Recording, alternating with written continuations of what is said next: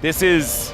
I think when we load into this game, people are going to look at the teams and be like, how the heck did this draft even happen? Yeah. They're looking for... I mean, this is the leash. She's great at diving. All right. See where the carrier is going to go down. Remember, doesn't have his flash available. Good handshake does come on through. The bailout comes down, and Elise, like you say, good at diving. And so that is going to be first blood going over to Doctom. Okay, this is good moves coming out. Oh. Meanwhile, on the other side of the map, an Infernal Chain is going to land, and he doesn't pick up the turret aggro. So like you were saying, turret is going to reset. Flash comes out finally here as Ona going to have to flash and does survive. Levi getting off to a good start, but still, I mean, it could be worse. It definitely could be worse. That, you know, you've never said throw wins. It definitely could be in a worse position.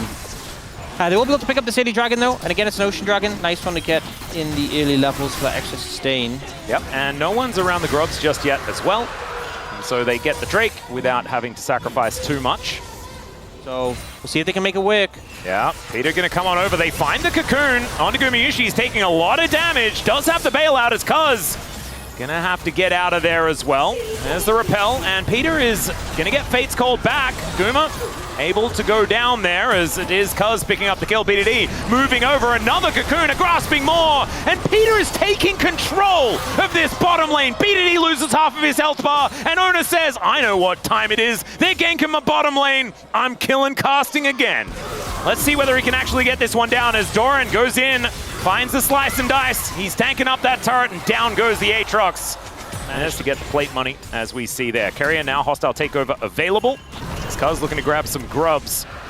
First round were secured there by T1. And T1 going to be able to get themselves the Dragon. So, Mountain sold here in our second game. I find it so hard to stay positive, Ox. I'm really struggling. Really trying. Yeah. So far, it's looking okay, actually. I mean, the Callisto is strong. Because let's be real, if the Callisto was not strong, it would be pretty cooked. But yeah. Doctom is pretty strong. They had some success in the bot lane.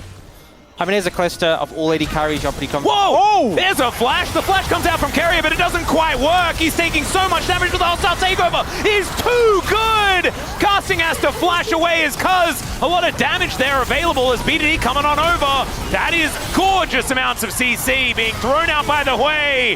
The Infernal Chains will connect. Another knock-up as Gumayushi trying to run, but he's not going to get anywhere, and it's a double kill for BDD on the Hui. His bottom lane. Oh God, am I thinking positive thoughts about KT right now? I think I am. I am too. I think we're in on this one.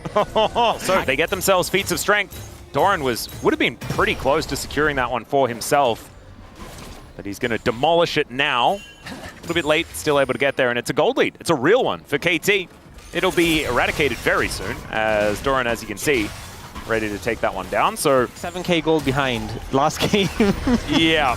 But they're actually ahead now. Fate's Call comes on through. Doran not going to get knocked up, but the Cocoon is going to land. This is a lot of money if they're able to take down the Renekton, but it's a lot of damage if they can't. The Glacial Prison goes wide, but so does the hostile takeover. Doesn't quite find the value they're looking for, and now Carrier has overstepped the mark, and BDD, oh, he can hold him in place for forever. There he is, just eats him.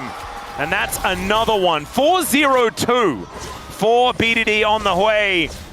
And KT, it just took having what looked on paper like the worst draft we've seen in the history of the LCK for 2025 for them to feel absolutely fantastic and find all the advantages. They're just locked in, you know, and it kind of goes to show that it's not all about draft. They find the angles, they play around the bot lane extreme. You mentioned that KT just need to lock in. Yeah. This looks like a locked-in KT. He looks so locked in. To a favorable position. Rift Herald will stop that from being a reality as Gumayushi comes over, but he's not going to stop this tower from going down.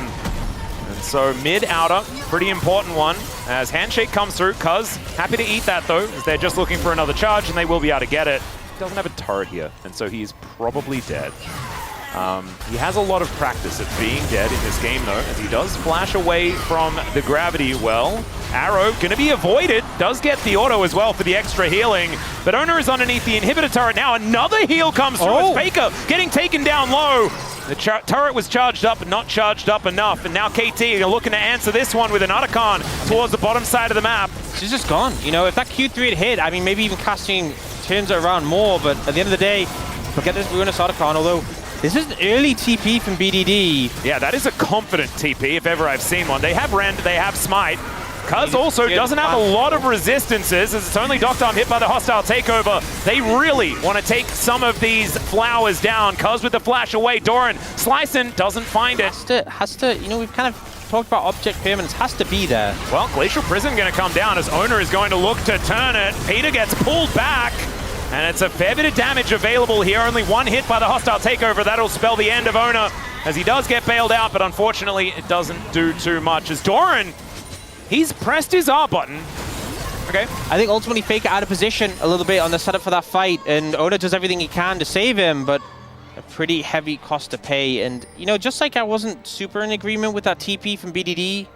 Arrow is there, so Gumayusi can start a fight whenever they would like to. It looks like T1 want to as well. The Arrow is going to sail over. Hostile takeover working out. BDD goes golden, but now Doran is in amongst the fight. Casting as well, though, with that World Ender, getting some work done. They take down the Renekton, but the Aatrox cannot survive, and the Chaos Storm is just massive. T1 finally finding themselves a team fight. Beautiful engage there from T1, getting right on the BDD, and it was so unfortunate because Peter repelled, and in the end it meant the Arrow hit BDD instead. And I think maybe it was never going to be a great fight for KT, but maybe if you tanked the Arrow, BDD could have survived a little bit longer. But I think either way, it was just a beautiful engage from T1. Now, Doctom wants this against Faker. He doesn't have his ulti, as now Cuz comes on over, and that is just a kill. Really nicely done here by KT. They're going to lose the Baron, but they'll at least take themselves an inner turret, and for a small, brief second, so much more durable, so difficult to take down.